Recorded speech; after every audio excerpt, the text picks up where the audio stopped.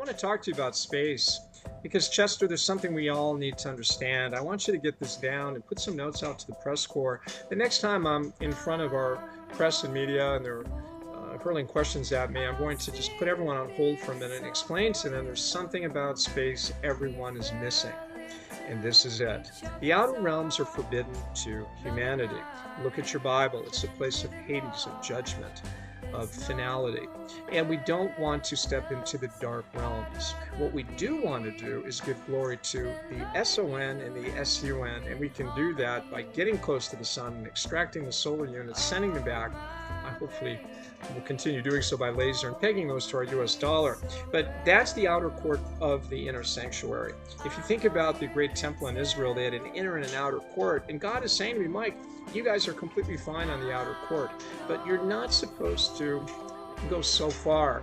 The knowledge of good and evil is what's tempting you to step beyond your orbital space and to go into the dark realms. And I just think it's going to be an absolute disaster.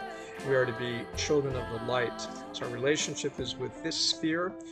We can explore the firmament, but beyond that, we're essentially in the second heaven. And by the way, the second heaven is a very, very dangerous place spiritually. That's where the thrones and principalities and all the satanic forces are fighting the good angels of God, and we do not want to be anywhere near that in the dark realm. So everyone, get on point. There's absolutely nothing to be gained by looking at Mars. I would say if you have a good telescope, enjoy it, but in terms of travel, in terms of our apparatus, in terms of our structure and presence in Federation in space, it should be in this orbital plane, and it should very much be distilled into a productive enterprise. And that initially is going to be extracting solar units, measuring those thermal degrees, pegging them to our US dollar, and creating a context in which nations like a federation can exist peacefully, and that's called the Space Endeavor Federation, hailed and initiated by the United States, and therefore the acronym is SEFUS. And if you phonically translate that into Aramaic, it's Cephas, which means rock.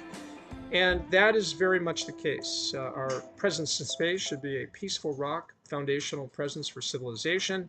And if we are to be so unwise and to be characterized by this odd curiosity of the darkness, I think we're just asking for trouble, okay?